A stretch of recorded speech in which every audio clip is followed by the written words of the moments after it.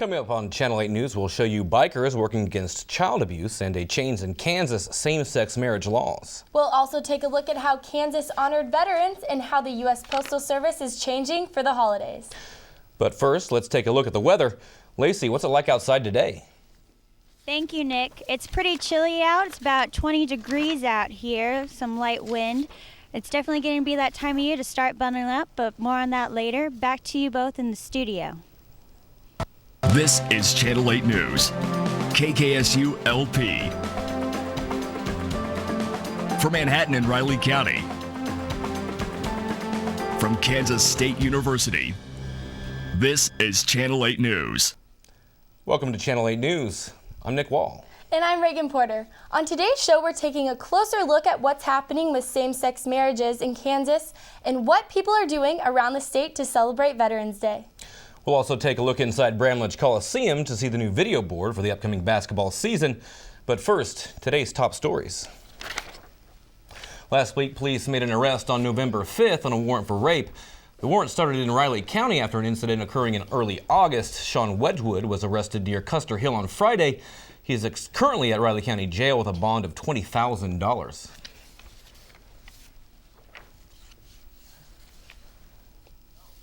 Over the weekend, the Riley County Police Department received a call from Mercy Regional Health Center in regards to a person who arrived with a gunshot wound. The victim was identified as 19-year-old Christopher Hudgens. During a robbery attempt at Candlewood Drive, Hudgens received a gunshot wound in the face.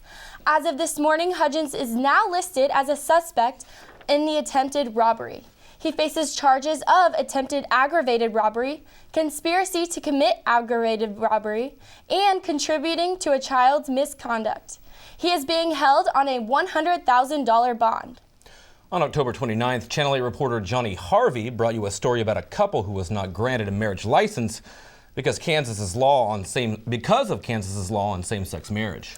But since then, a lot has changed. Channel 8 News reporter Alyssa Lally joins us from the Riley County Courthouse. Alyssa, what's the latest news from same-sex marriage couples? Thank you, Reagan. This is a huge topic in Kansas right now. Same-sex couples were hopeful they would get to marry as early as this week, but it looks like there's still more to the story. In October 2014, Darcy Bonenbless and her partner Jolene walked into the Riley County Courthouse and submitted their marriage application. But their request was put on hold, leaving them to wonder if they would ever be granted the right to legally marry. I mean, this is home and always has been, so this meant a lot to us to have it here. On November 4th, the couple got a glimpse of hope when U.S. Court of Appeals Judge Daniel D. Crabtree of the 10th U.S. Circuit denied a request to enforce a ban on the marriage of same-sex couples in Kansas. Kansas couples were hopeful they would have the right to be legally married by 5 p.m. on November 11th, exactly 1 week after the Court of Appeals ruling. But Kansas Attorney General Derek Schmidt appealed to the Supreme Court Monday, November 10th. Same-sex advocates say if the November 4th ruling is upheld, it still does not solve all issues that same-sex couples in the state face. The state's ban on same-sex marriage would be declared unconstitutional, but there would still be no legal protection for couples guaranteeing them the right to marry or achieve legal family status. Even though the ruling would not establish any legal rights, it would set the stage for marriage rights within the state of Kansas and make couples like Darcy and Jolene more optimistic they will one day get the fairy tale ending to their love story.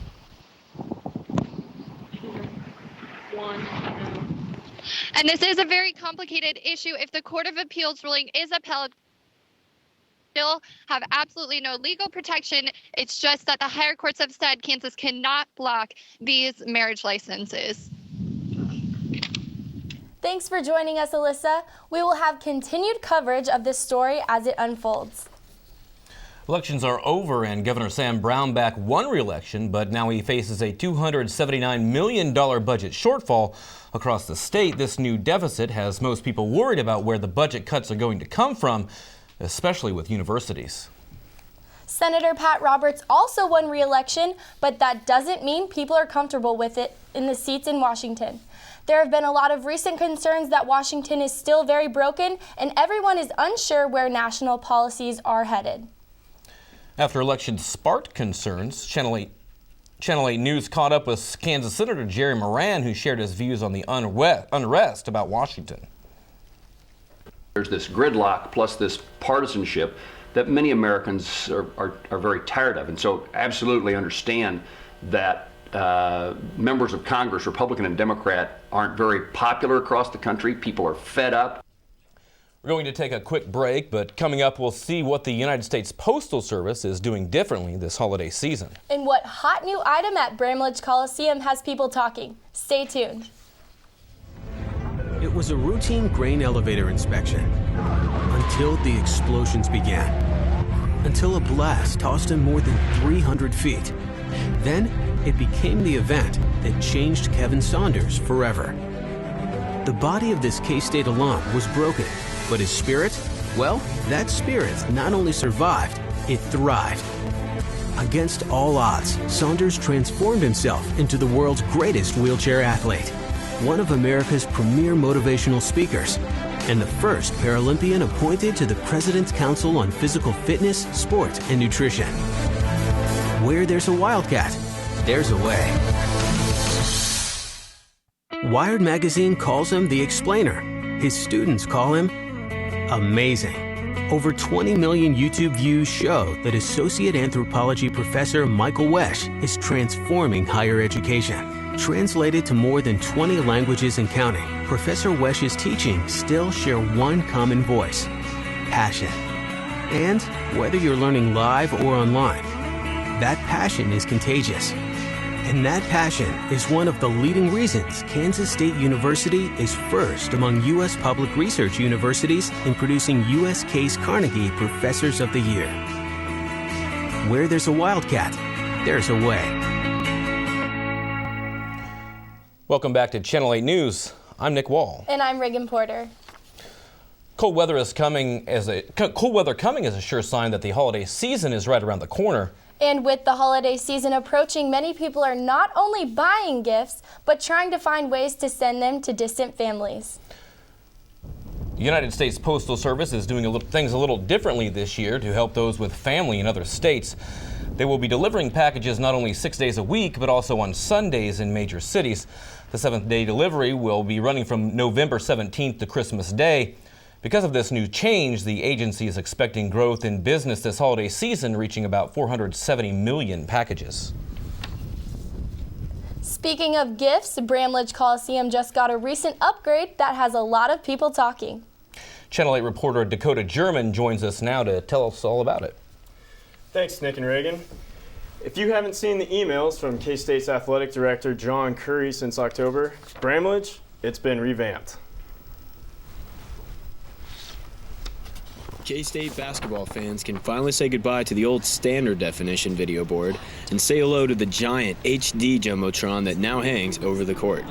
New this year at Bramlage Coliseum, a lot of big improvements for fan experience that I think people are going to see right away when they come in, especially the video board. But in addition to that, there's also, we revamped the entire sound system to hopefully make the music and the PAs and all that kind of stuff sound a lot better, a lot more intelligible to all the audience there. We've also redone all the lighting system to put LED lights everywhere, which will also increase the light on the floor, which will be great for TV audience. But we're also making the stands themselves a little darker to create more of a theater kind of show type of atmosphere. And with those LED lights, we'll also be able to do some fun stuff where we can take the lights out for introductions and do spotlights and do some more things like that. And how much did the new toys cost? $2.4 million, and is actually the first improvements to the inside of Bramlage since the remodeling of the Loge boxes in 2007. But like many new toys, there are always kinks to work out once it starts running. We received a lot of good feedback so far of everything that we've been doing. We had some issues in the first game with some technical issues with the boards themselves, but those are hopefully all ironed out, I believe, at this point. Despite the early problems, the Coliseum still seems to have been given new life. It's shocking to just come in here after last year and see the big difference. It feels like it's 5 times bigger than last year. So it reminds me of, if I had to make a comparison, like Jerry Jones Stadium out in Dallas, just the size of that. If you haven't been to the basketball games recently at Bramlage, You might need to go just to see the Make Noise pump-up animation they got on the new boards. This thing, it just lights up the entire Coliseum. It's crazy. Yeah, I've definitely seen the animation. It just brings a whole new life to Bramlage. I really like the name they have for it, Catzillatron. I mean, you gotta love that. It's catchy. And we're now joined by Ella Casey and our friends from the Sunset Zoo. Ella, who did you bring with you today? This is Harold. He is she is a sulcata tortoise. Wow. So what does Harold like to eat? So Harold, she actually eats a lot of fruits and veggies. Sometimes in the wild they eat a little bit of meat.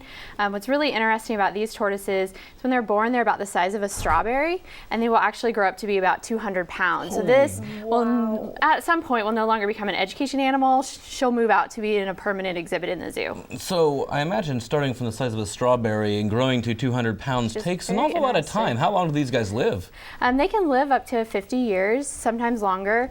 If you've ever been to a zoo and you've seen a massive tortoise in an exhibit, this is the type of tortoise you'll typically see. It's a sulcata. They're from Africa. They live in the Sahara Desert, and they're just big animals. Yeah. Now his shell is kind of, it's kind of spiky or like, dull bumps now, but will it smooth out over time as it gets bigger, or is it always bumpy? It's always bumpy. It's part of their adaptation. So they live in a pretty extreme climate in the Sahara Desert, and they actually burrow and spend most of their time underground because it's so hot there. Well, thanks to Ella Casey and the Sunset Zoo, we're going to take another short break, but stay tuned for this week's 5-day forecast. And see how I'm so cute and cuddly. I'm also very charming. I'll tell you what you want to hear and sweep you off your feet. I'm also spontaneous, maybe a little erratic at times. I take risks most people wouldn't, but that makes me fun. I'm also very persuasive. I can convince you to do something you'd never dream of doing. And you'll love my stories. I usually stretch the truth a little bit, but you'll believe me because I'm such a good liar. I'm never wrong, and I never feel guilty. I always win, but just look how cute and innocent I look. I can fool you, your parents. I can even fool your friends. Trust me.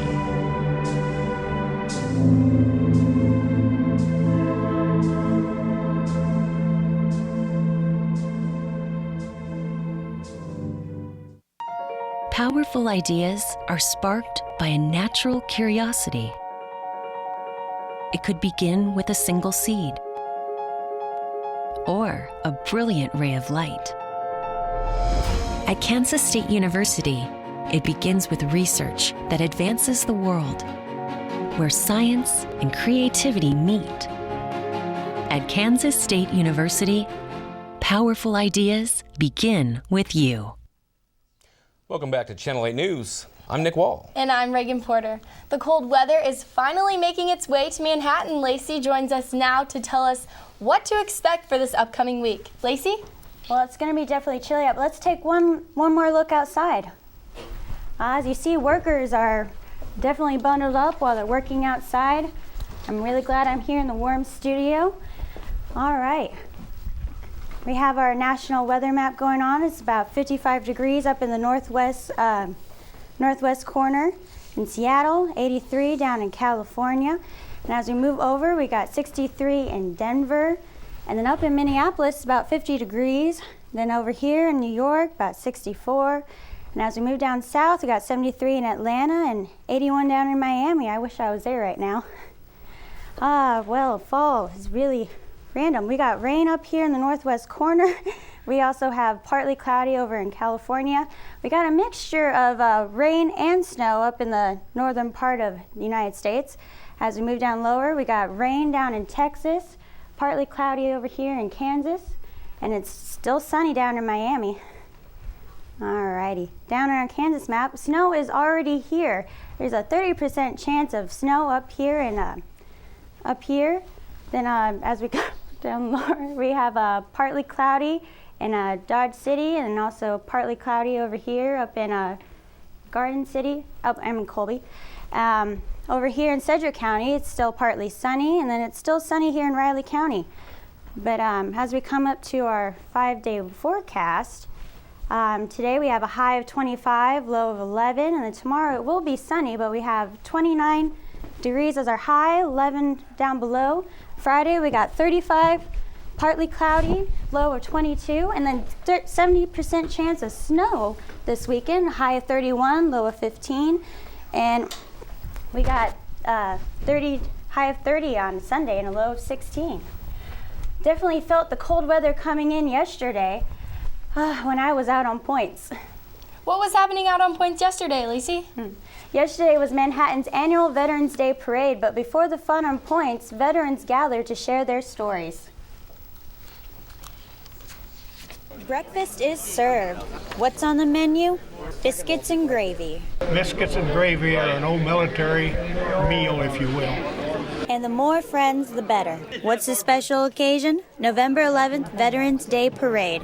Time to honor and give thanks to all those that have served and are currently serving. We ought to be thankful, and most of us are, to what the veterans have done for us, because they make a lot of sacrifice fighting the wars, and even during peacetime, their actions are very important for the safety and the liberty of the United States. Volunteers served generous portions to all that came, eating and catching up before heading over to points for Manhattan's annual Veterans Day Parade. I hope we have a crowd today because it's a little breezy. I called the Pipeliners Union and they said it's really cold.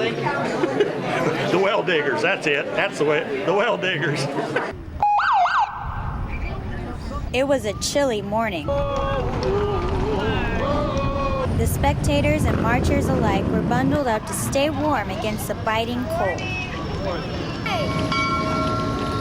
Yet the weather didn't deter a reenactment of the famous VJ Day kiss that this reporter nearly missed on tape.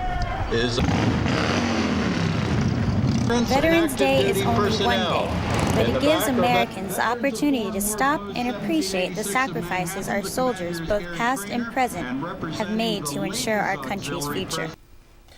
And that was a lot of action out there on points yesterday for Veterans Day, Lacey. What of all the things you saw was your favorite part of the parade? It will definitely be the VJ Day kiss reenactment. I heard cheering going on and I was like, whoa, what's going on? It was like, yeah, I almost missed that shot. I bet that heated things up a little bit out there. Definitely for them, I was still freezing. But what an emotional memory to have, Lacey. Thanks.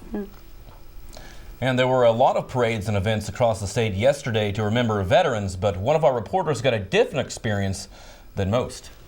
Veterans are normally the ones being thanked, but over the weekend, veterans and citizens alike came together for a random act of patriotism.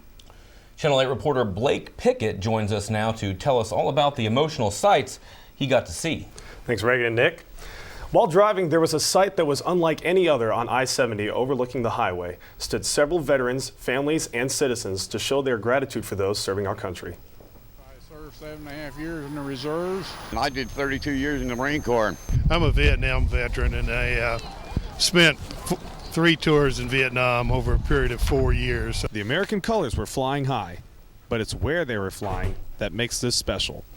On a lightly used bridge over a long empty stretch of I-70 through the heart of Kansas. Veterans Day to me is honoring this flag that a lot of our people have lost their lives defending over the years. They call this a random act of patriotism, where men, women, children, and even man's best friend come out in support of veterans and their families. Basically, it's a random act that we pull at any time. Every veteran has a story. I was a engineer, combat engineers. I was what they call a senior engineer repairman. And all stories are deeply emotional to those who served. What we did was we would go out into the fire bases, estimate damage, and most generally I'd get on a helicopter, go out before the fighting stopped, and we'd estimate our damages and estimate materials, manpower, labor. But to one veteran, what means the most to him is what is happening on this bridge. And to see all these young kids come out and stand on this bridge with us, it makes it all worthwhile. And I did 32 years in the Marine Corps. I couldn't be more proud of a bunch of kids than I did any of my Marines at the time I had them. The group that organized this event, the American Legion Riders, said they were very happy with the turnout and are excited for their next projects in the years to come. It's always fun to see the different ways people show their gratitude. Coming up, we'll see how bikers came together for a cause. And a look at this week's sports. Stay with us.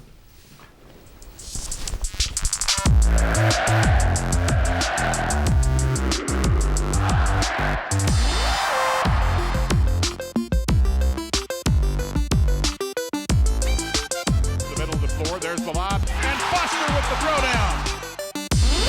For behind-the-scenes access and up-to-the-minute news, get connected with K-State Athletics on social media. Search K-State Sports to join the conversation today. Powerful ideas are sparked by a natural curiosity. It could begin with a single seed or a brilliant ray of light. At Kansas State University, it begins with research that advances the world, where science and creativity meet. At Kansas State University, powerful ideas begin with you.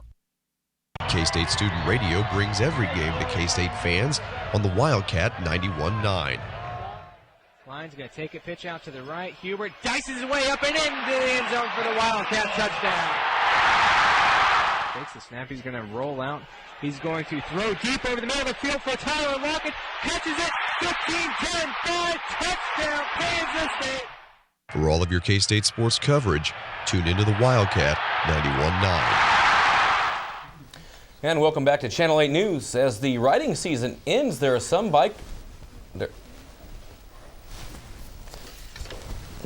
Welcome back to Channel 8 News. As the riding season ends, there are some bikers that ride no matter the season. You can hear the rumbling of their bikes in almost any kind of weather to ride for a cause. Channel 8 News reporter Russell Edom is here to explain their mission. That's right, Reagan and Nick. These bikers never stop riding to help children in need. The average biker enjoys the open road on their motorcycle. But for some bikers, they ride for a cause. These bikers roll in on thundering steel to help abused children. The bikers I'm talking about are known as BACA, or Bikers Against Child Abuse. According to the Kansas Department for Children and Families, over 9,000 Kansas children were abused and neglected this year, and BACA is fighting back to help these children. We're Bikers Against Child Abuse. So we have just started up in Waubonsee County, Pottawatomie County, Riley County, Gary County, and all our surroundings. We have a 1-800 number. If you know of anybody that needs us, they can give us a call and see if there's someone that we can help. Okay. But typically what we do is empower children to not be afraid. We go to court with them. We are there for them. We don't do anything on the case part of it, just to be a support for the child. The main goal of BACA is to ride out and empower children to live without fear and let them know they are not alone in their fight.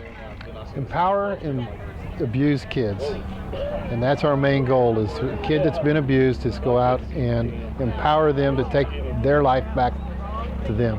BACA is nationwide and just rolled into Manhattan with a new chapter that will help not only Manhattan but the surrounding communities with child abuse cases. If you know a child that is in need, you can contact BACA at 785-706-1676. A lot of bikers wear black leather, and sometimes people might get the wrong idea of who they are. But a lot of folks that I know that ride, they have a big heart and will help children anytime they are in need. Yeah, the riders really do seem like they love children. Do they have any kind of training in order to work with the children? Yes, they have meetings monthly to keep up with their training, and they take it very seriously. Okay. That's really a great story to hear. Thanks, Russell. Now we're joined by Channel 8 Sports news reporter Tanner Barth for the latest on sports. Tanner, I hear the Wildcat basketball is back and ready for another exciting season. You're right, Reagan. The Wildcats men's team actually got the season started this past Saturday at Bramlage Coliseum against Washburn University, and let's take a look. Marcus Foster got things started early here for K-State when he hit this wide open three in the corner. Justin Edwards, the junior transfer from the University of Maine, chipped in nicely for the Wildcats, scoring 14 points in his season debut. Then this dunk from Marcus Foster sealed the deal for the Wildcats as they won this exhibition matchup against Washburn 68-56. The men's team will start the regular season on Friday against Southern Utah at 8 p.m. and the women's team also start their season on Friday. Before the men's game at 5:30 against Southern Illinois' Edwardsville, it will be first-year head coach Jeff Middy's first game for the Wildcats. Kansas State football traveled down to Fort Worth, Texas to take on the TCU Horned Frogs, but the game didn't go the way the Wildcats wanted.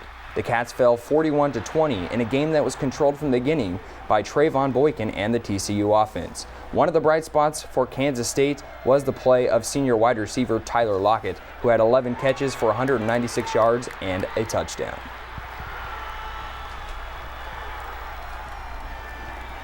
In volleyball, the Wildcats will have a big-time matchup tonight at 7 p.m. Against the Kansas Jayhawks in the Sunflower Showdown, the Wildcats lead the all-time series 63-45. And they already owned one victory over the Jayhawks this season with a 5-set victory in Lawrence back in October. Guys, there's lots of K-State athletics going on this week. And now with basketball in the swing, Nick, it's going to be really interesting when you're having basketball, you're having football, you're having volleyball. We know football's off this week, but basketball's taking the center stage on Friday night at Bramlage Coliseum. Yeah, that odd time of the year where you kind of double dip into both sports seasons, definitely an exciting time to be a Wildcat fan, despite the loss to TCU over the weekend. And that's one of the rough ones, but Reagan, like we said, Wildcat fans, they can go out on Wednesday, they can go watch volleyball tonight, and then they can go out on Friday and get football, and then next Thursday, or get basketball, the next Thursday they can go back out and get Wildcat football against West Virginia. Definitely, that's why I love this time of year. You can dip in every single kind of sport. Thanks for the update, Tanner. We're going to take one last break, but when we come back, we will take one last look at weather. Stay tuned. Around here, school pride isn't just some slogan on a t-shirt. It's the spirit that comes from understanding we are stronger when we're together. That's the essence of K-State Proud, a nationally recognized student-led fundraising campaign. In just 6 years, K-State Proud has helped raise more than $500,000 to help students who need it most and appreciate it best. Think of it as Philanthropy 101. K-State Proud. It's just one more way the Kansas State family treats one another, well, like family. Where there's a Wildcat, there's a way. Class, study. Class, eat. Play, play, play. Study. Class, chill. Class, eat. Study, play, study. Sometimes it seems there just aren't enough hours in the day at our 3 campuses, so you have to make every minute count, especially those precious first few. That's why Kansas State alum Herbert Diamond invented the snooze alarm, a dorm room fixture. Because even when you can't wait to get started, sometimes it's nice to wait to get started.